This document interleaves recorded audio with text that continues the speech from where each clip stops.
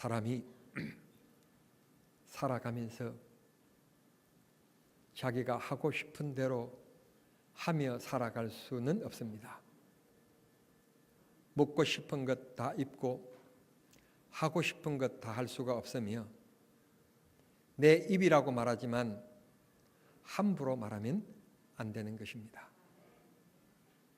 저와 여러분이 살아가는 이 시대에 유행어처럼 자리 잡고 있는 것이 인권이라는 말이고 자유라고 하는 말입니다. 개인의 자유 보장하는 것 인권이라고 말합니다. 좋은 말이고 민주사회에 그렇게 되어야만 합니다.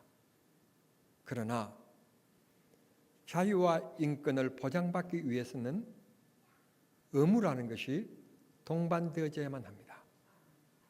의무를 행하지 않고는 국민으로서의 자유와 인권을 보호받지 못하는 것입니다. 한 국가라고 하는 거대한 단체를 질서 있고 안녕스럽게 유지하기 위해서는 가장 기본적인 4대 의무가 있습니다. 이 의무는 권력의 상징인 대통령으로 비롯해서 지식의 상징인 대학 교수, 물질을 많이 가지고 있는 대기업의 회장이라고 해서 외일 수는 없습니다. 대한민국 땅에 태어나서 대한민국 국민이 된 이상 이 나라가 정한 4대 의무를 잘 감당해야 국민으로서 보호를 받고 자기 특권을 누릴 수 있게 되는 것입니다. 그걸 잘 감당하지 못하면 제한을 받습니다. 하나님께서 우리들에게 세상이라고 하는 넓은 생활의 터전을 주셨습니다. 가정이라고 하는 행복한 공동체를 주셨습니다. 내 가정이라고 해서 내가 마음대로 살아갈 수 있고 내 살아갈 수 있는 사업, 직장이라고 해서 마음대로 할 수 있는 것은 아닌 것입니다. 이웃과 더불어 살아가는 존재이기 때문에 우리를 가리켜서 사회적 동물이라고 했습니다. 한밤중 1시, 2시에 노래를 부르고 싶다고 해서 피아노를 쳐가면서 고래고래 소리를 지르며 노래를 부를 수 있는 것은 자유가 아닌 것입니다. 이웃과 더불어 살아가면서 서로 배려하며 살아가야만 합니다. 그래야 그 동네에서 평화를 유지하며 살아갈 수 있는 것이지 그렇지 않으면 쫓겨나게 되거나 왕따를 당하게 되고 마는 것입니다. 오늘 우리가 사회 속의 기독교인입니다. 하나님의 자녀입니다. 하나님의 백성입니다. 그러면 하나님 앞에 우리가 받을 축복도 있지만 하나님 앞에 해야 될 의무도 있다는 사실을 기억하셔야 합니다. 문제는 우리가 의무를 충실하게 잘 감당하면 국가가 베푸는 혜택을 받을 수가 있게 됩니다. 그러나 우리가 많은 국가의 제도적인 사회 보장이 잘 되어 있다 할지라도 우리가 의무를 잘 못하면 그림에 떡이 되고 말고 우리는 그 의무를 못한 것에 대한 책임을 묻고 우리는 교도소를 향해야만 하는 것입니다.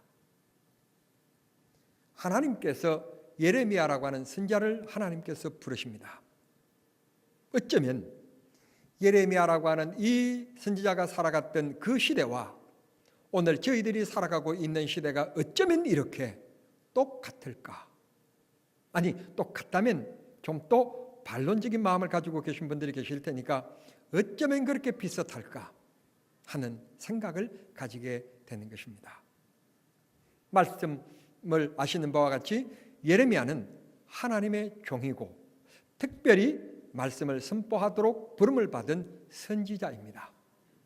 그 선지자인 예레미야가 하나님의 말씀이 임하시니 그 말씀을 가서 외치지 않을 수가 없습니다.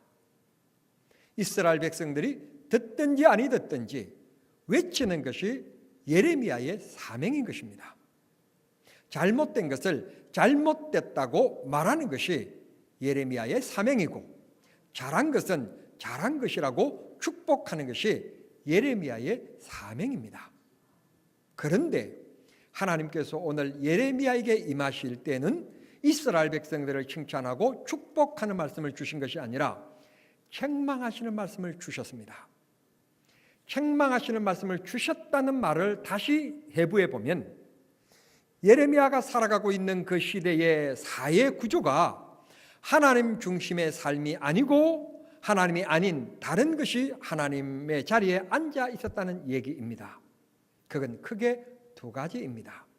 첫째, 그들은 더 잘 살기 위해서 하나님이 주신 부 속에 감사할 줄 모르고 저 사람이 저만큼 가졌네, 그러면 나도 저만큼 더 가져야지 하는 부의 욕심을 가지고 그들이 주일 성수를 하지 않았습니다. 주일날도 부를 얻기 위해서 짐을 져 나릅니다. 다시 말씀드리면 가게 문을 열고 사업을 합니다. 그 말씀이 17장 21절입니다.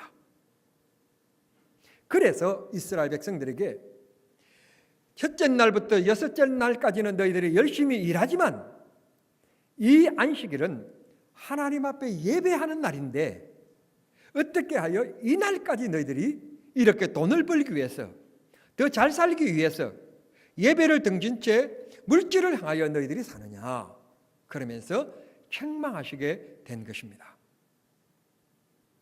얼마 전이 아니라 지난 주간에 목사님들과 함께 긴 시간들을 보낼 수 있는 시간들이 있었습니다.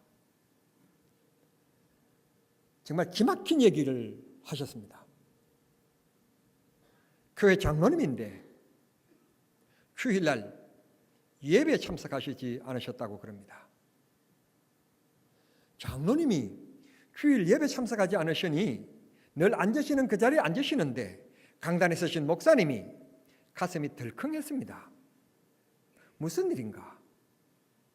이 장로님이 빠지실 분이 아닌데 왜 이렇게 예배에 빠지셨을까?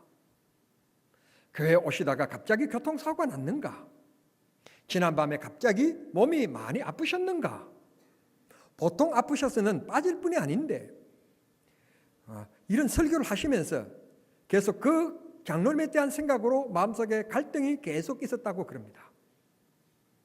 그런데 주일 오전 예배에 빠진 이유가 무엇인가 하면 장로님이 칠순이신데 자녀들이 가족들과 함께 친지들과 함께 식사를 하려고 뷔페 시간을 알아보니까 저녁 시간은 이미 다 예약이 되어져 있고 빈 시간이 점심시간밖에 없는데 그게 주일 점심이라는 겁니다. 토요일 점심이 아니고 주일 점심시간이라고 그럽니다. 그래서 칠순 점심 먹기 위하여서 주일 예배에 빠졌다는 것입니다. 그걸 듣는 순간에 목사님이 충격을 받았습니다. 장로님이 이런 신앙이라면 내가 목회를 어떻게 했단 말인가? 충격을 받았는데 장로님의 태도는 더 과간이었다고 그럽니다. 목사님, 자식들이 철없이 이렇게 했습니다. 그러면 예배 드리고 늦게라도 가시면 될 것을 자식들이 그렇게 했다고 해서 처음부터 참석한 겁니다. 그 다음 태도가 뭔가 하면 다들 바쁘게 사니까 토요일 아니면 주일밖에 시간이 없으니 자식들이 시간을 그렇게 잡았는데 어떻게 하겠습니까? 그러면서 당연한 것처럼 말씀하시더라는 것입니다. 그게 목사님에게 상처가 되고 충격이 된 것입니다. 목회에 대해서 주님 앞에 내가 어떻게 살았길래 잘못된 것은 잘못된 거고 바른 것은 바른 거라고 축복해야 되는데 내가 어떻게 살았길래 장로가 이 모양인가 하고 매우 목사님이 괴로워하면서 힘들어했다고 그럽니다.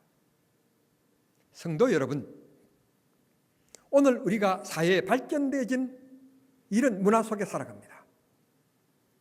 우리가 축복받아서 세계 속에 손꼽는 경제대국이 되었습니다.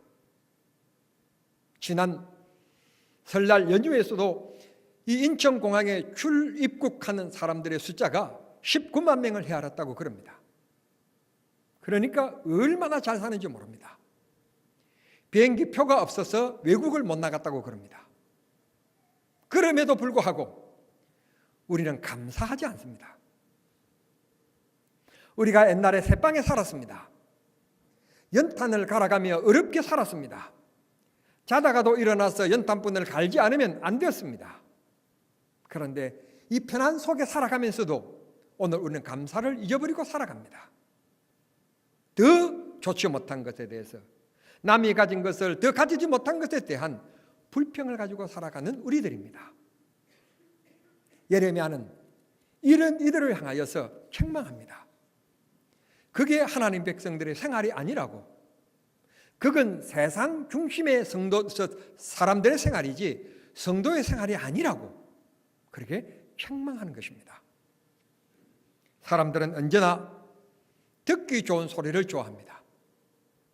자기의 잘못을 지적하라고 얘기하고, 잘못이 있으면 말씀해 달라고 얘기하면서도 잘못을 얘기하면 좋아하는 사람은 별로 없습니다. 한 걸음 더 나아가서 이스라엘 백성들은 우상 숭배합니다. 17장 13절 말씀에 보면 이들은 우상 숭배하기 시작합니다. 하나님을 섬기는 일은 불편하고 먹고 마시고 뛰놀고 자유스럽게 하는 것, 그걸 좋아합니다. 이것에 대해서 예레미야는 우리는 하나님의 선택된 백성이고 하나님의 선민이기 때문에 그러면 안 된다고 지적합니다. 그러면 주의 종의 책망이니 그게 하나님의 뜻이구나. 우상 숭배하면 안 되구나. 이게 범죄구나. 그리고 그곳에서 돌아서면 좋을 텐데 내 시간, 내 물질, 내 마음대로 내 인생 내가 사는 거지. 뭘 이렇고 저렇고 얘기하느냐고. 그러면서 거부합니다. 말씀을 듣지 않습니다. 17장 23절에 보면 듣고 싶은 얘기만 듣고 듣고 싶지 않는 얘기는 노 그럽니다. 이걸 가리켜서 자기 중심적인 사람이라고 얘기합니다. 자기 중심적인 사고를 하는 사람.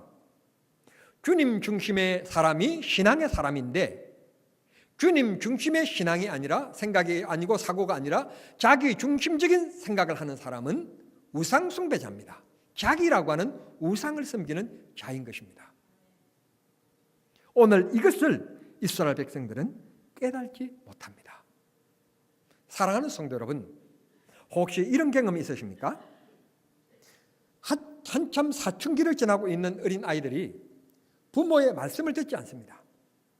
그럴 때 속상해 보신 적이 있으십니까? 또 우스갯소리로 이런 얘기를 합니다. 너도 앞으로 시집가고 장가가서 애기 자식을 낳아봐라. 그때 이 부모 마음을 알 거다. 그렇게 혹시 생각하거나 말씀을 들어보신 적이 있으십니까? 그때 부모 마음이 얼마나 괴로운지 모릅니다. 이스라엘 백성들을 자기 백성으로 삼으신 하나님의 심정이 바로 그 심정입니다. 그건 아니야. 그런데도 불구하고 그 말을 듣지 않습니다. 실소이다. 그럽니다. 문제는 이 차원을 넘어서서 이스라엘 백성들의 삶을 꾸짖는 이들에게 예레미야를 붙잡아 감금시킵니다. 듣기 실소하는 말을 떠나서 미움의 대상이 됩니다. 미움의 대상에서 뛰어넘어서 분노의 대상이 됩니다. 저놈을 살려두었다가는 시끄럽고 안 되겠다. 제거해버리자. 죽여버리자. 그런 생각을 가집니다. 그 말씀이 18장 18절입니다. 여러분, 목사님 도저히 목사님 설교를 들어줄 수가 없습니다. 저 목사를 바꾸자. 그것도 목사에게 괴로운 일인데 저 목사를 죽여버리자라고 한다면 끔찍한 일 아니겠습니까? 자기 마음에 듣기 싫은 얘기를 한다고 해서 죽여버리자라고 하는 마음을 가진다면 끔찍한 일입니다. 문제는 이런 얘기를 접한 제사장이 정신 차리라고, 잘못된 거라고, 예레미야는 선지자이기 때문에 하나님이 말씀하신 것을 말씀해야 될 사명자라고, 하나님 앞에 영광 돌려야 되지 사람의 기분을 맞추는 것이 선지자의 사명이 아니니까 그는 그렇게 해야 선지자라고. 그게 주의 종이라고. 그랬어야 될 제사장이 18장 22절에 보면 백성들과 함께 대단히 송구스러운 표현입니다만 짝짝꿍이랍니다. 그래서 찬송과 기도 소리가 울려 넘쳐야 될 이 고귀한 하나님의 성전 윗다락에다가 예레미야를 붙잡아 감금시키고 구박합니다. 말을 못하도록 목에 멍에를 씌워버립니다. 죽을 것 같습니다. 이런 고통을 당합니다. 그리고는 이 예레미야가 마음 먹는 것이 무엇이었는가 하면 하나님께서 내게 백성들에게 뭐라고 하라고 꾸짖는 말씀을 주셔도 나는 다시는 백성들에게 듣기 싫은 얘기는 안 하겠다. 하나님은 사랑의 하나님입니다. 하나님은 여러분을 사랑하십니다. 하나님은 여러분을 축복하십니다. 여러분들이 간음하든지 우상숭배하든지 도둑질을 하든지 살인을 하든지 상관없습니다. 하나님은 여러분들을 사랑하십니다. 하나님은 사랑이십니다. 하나님의 축복이 여러분들에게 임하시기를 바랍니다. 그런 얘기만 하기로, 듣기 싫은 얘기는 안 하기로, 범죄한 것은 죄를 지적하지 않도록 안 하기로 마음에 다짐을 합니다. 마음을 먹습니다. 그런데 사랑하는 성도 여러분, 여기에서 우리가 깨달을 것은 하나님이 진정 사랑하는 사람은 범죄하거나 내가 하나님 말씀을 떠나게 되었을 때 성령이 내 마음속을 짓누르십니다. 성령이 나를 막으십니다. 오늘 예레미야가 다시는 내가 백성들이 듣기 싫어하니 이 얘기 안 하겠다 그랬더니 자기 마음이 답답하여 불붙는 것 같아서 견딜 수가 없었다. 이게 하나님의 사람입니다. 이게 성령이 함께 하시는 사람입니다. 범죄해도 하나님의 뜻과 상관없어도 아무런 마음의 부담도 없고 느낌도 없다면 성령이 떠난 사람입니다. 사울과 같은 사람입니다. 다윗이 생각지도 않는 언덕에 올라갔다가 그 옥상에 올라갔다가 더 위에 냇가에 그것도 여자도요 저녁에 해야지 달빛 아래서 그 오후에 대낮에 아무리 더워도 그렇지 남편이 지금 전쟁터에 가고 없는데 남편이 있는 것과 없는 것은요 행동 모습이요 엄청 달라요. 오해받습니다. 그러니까 그 여자도 그 끼가 있어서 그렇게 했죠. 뭐라고 하겠습니까? 뻔한 거 아닙니까? 그 여자를 바라보는 순간 정욕을 억제할 수가 없어서 데려다가 강간합니다. 나쁜 짓을 저질렀습니다. 그런데 성령이 함께 하시니 다윗이 견딜 수가 없어서 덮고 자는 요가 눈물에 젖어서 떨 만큼 그렇게 철저히 회개하고 괴로움을 견딜 수 없어 하나님 앞에 눈물의 기도를 드렸다는 말씀입니다. 우리가 쉴 수가 없는 사람은 없습니다. 죄를 짓지 않을 사람은 아무도 없습니다. 문제는 그것을 통하여 하나님 앞에 한 걸음 더 나아갈 수 있다면 성령이 함께하는 사람입니다. 그러나 아무런 느낌도 없고 아무런 깨달음이 없다면 성령이 떠난 사람입니다. 예레미야는 속으로 생각합니다.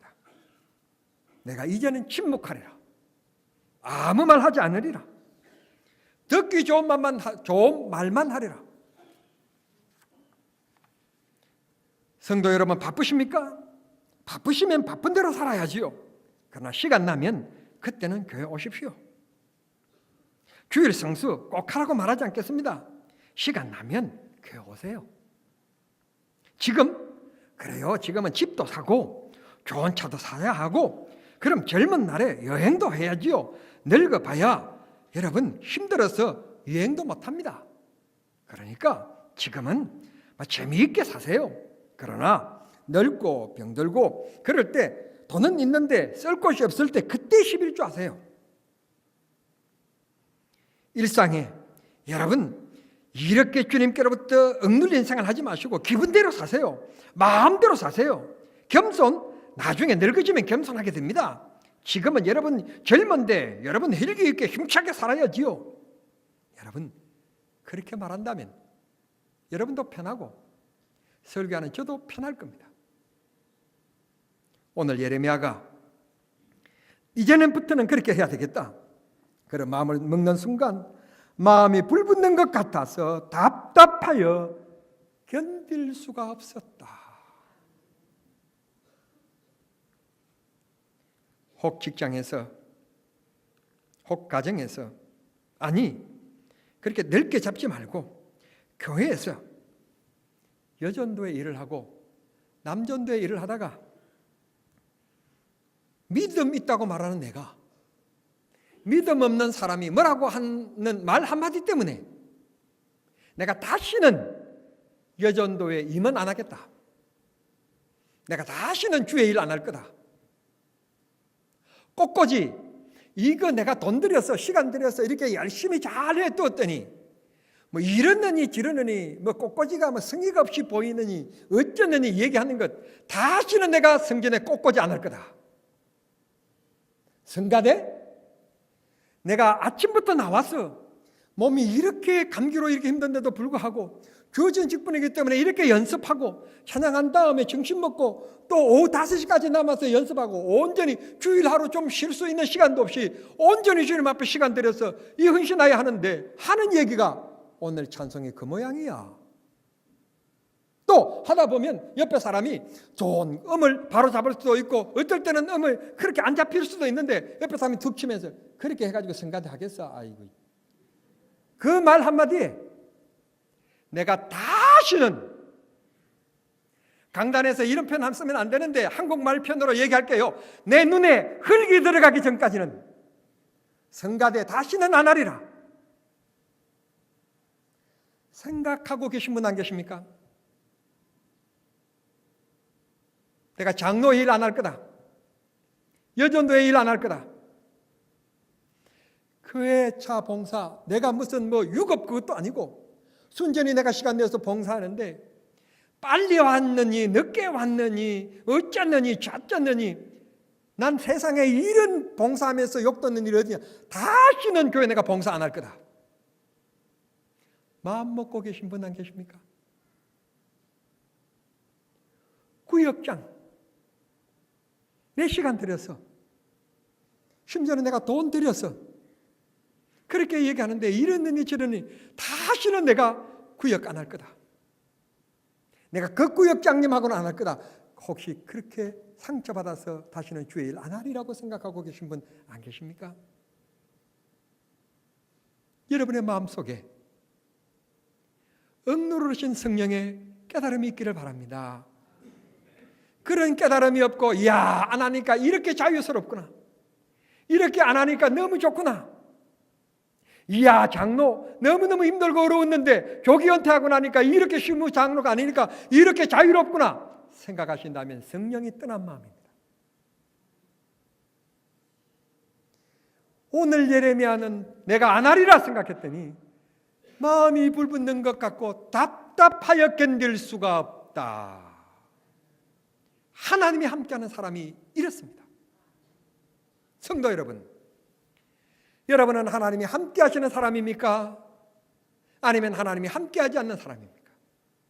여러분의 마음속에 성령이 계시는 사람입니까? 아니면 성령이 계시지 않는 성도들입니까? 이 시간 여러분 스스로 영적인 진찰을 해보시고 주님을 붙잡고 주님께 매달리는 저와 여러분이 되기를 바랍니다. 하나님이 지키시는 사람, 하나님이 보호해 주시는 사람, 고난도 있고 때로는 항막한 광야에 홀로 서 있는 것 같은 외로움도 있고 따돌림도 있고 왕따도 당할 수 있습니다. 여전도에서 남전도에서 말 한마디 했다고 해서 다른 사람이 눈길조차도 주지 않는 경우들도 있습니다. 사랑하는 성도 여러분 기억하십시오. 그러나 사람들은 눈길도 주지 아니하지만 주님은 여러분을 주목하고 계시고 있음을 기억하십시오. 주님이 함께 하시면 내 곁에 사람들이 떠나 외롭고 고난스럽고 쓸쓸함이 쏠린지 모르지만 최후 승리는 여러분의 것이고 주가 여러분과 함께 하십니다.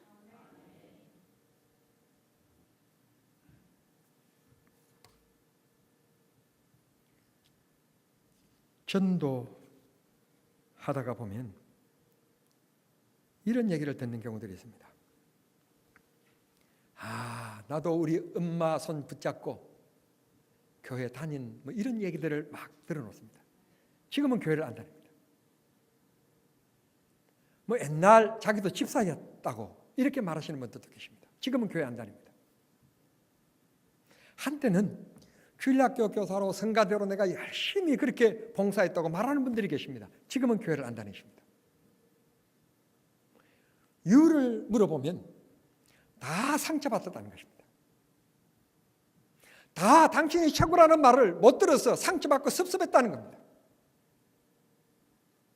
어떤 사람이 모처럼 꽃꽂이 한번 하니까 목사님이 얼마나 축복을, 여러분의 표현대로 얘기할게요, 듬뿍 축복하시는지, 나는 몇 년 동안 이렇게 줄곧 했는데 한 번도 그런 듬뿍 축복이 없었는데 기도도 안 해주더니 그렇게 해주신 것 때문에 상처받아가지고 교회 떠난 분이 계십니다. 그러면 그 수년 동안 돈 들여가면서 물질 들여서 그렇게 봉사하고 섬긴 게 누구를 위한 것이었습니까? 유춘배라고 하는 자기 비석을 세우기 위한 일밖에는 더 있습니까? 그래서 상처받아서 교회를 떠납니다. 아직도 어린아이와 같은 믿음에서 머물러 있습니다. 우리는 주님께 드렸으면, 주님이 기억하시면, 그렇습니다. 아멘입니다. 주님께 드렸으면, 주님께 기억하시면 하나님 나라에서 이 땅에서 시시한 조금 채워주시는 이런 축복의 수준이 아니고 귀한 상급이 기다리고 있음을 우리는 믿는 믿음들인데, 때가 되면 내 때에 안 보여주시면 내 딸들에게 주시겠지요. 우리 두 딸들에게 주시겠지, 하나님이. 그 믿음이 내일을 바라보는 미래적인 믿음인데 왜 오늘의 믿음만 자꾸 생각하는지. 그래서 생각합니다. 다시는 내가 안 하겠다고, 다시는 내가 교회 안 다니겠다고 교회를 떠난 분들이 계십니다. 여러분, 백리 공동묘지에 가서 대답할 일도 없겠지만 대답하면 여러분이 그렇게 물어본 여러분이 기절할 겁니다. 죽은 사람이 대답을 하니까. 가서 물어보십시오. 나는 한 번도 물어본 적도 없고 해본 기억도 없지만 어른들이 그러시더라고요. 핑계 없는 무덤이 없다고. 다 핑계가 있다고. 세상 기준 삼으면 핑계 없는 것이 없습니다. 상처 안 받을 것이 하나도 없습니다. 내가 다시는 안 하리라 그런 일들이 부지기습니다. 주님 바라보십시오. 생사복을 주장하시고 역사를 주관하시는 주님을 바라보십시오. 유엔이 제재를 하고 미국이 제재를 하고 어떻게 해도 김정은이가 막 동생 보내고 어떻게 하니까 그냥 한꺼번에 그냥 무너져 버리잖아요. 한반도는요 지금 그분이 다 좌지우지합니다. 그분이라고 해야 되나? 그렇습니다, 우리나라. 주의요, 그게 바른 말입니다.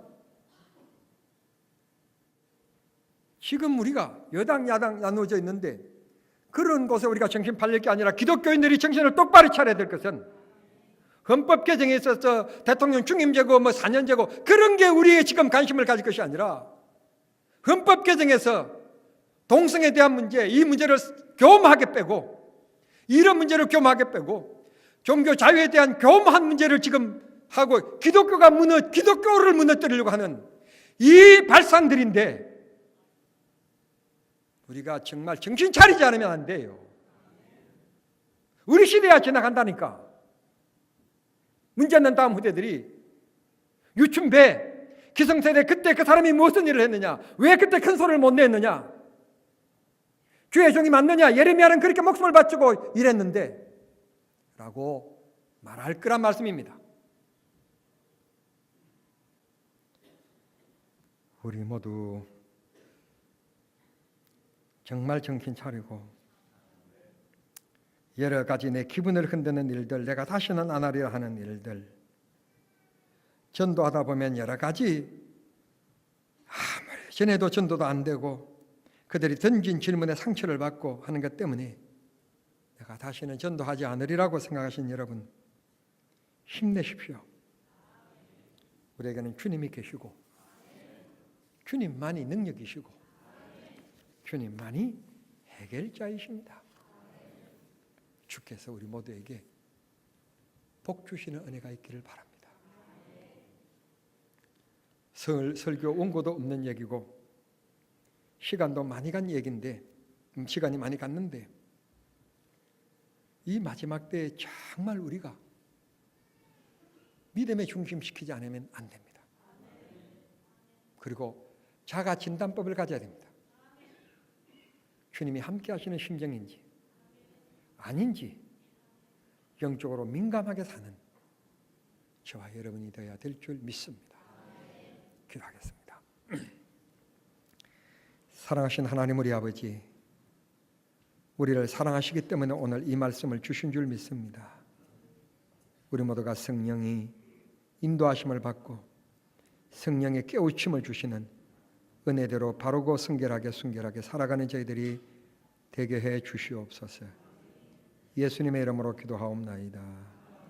아멘.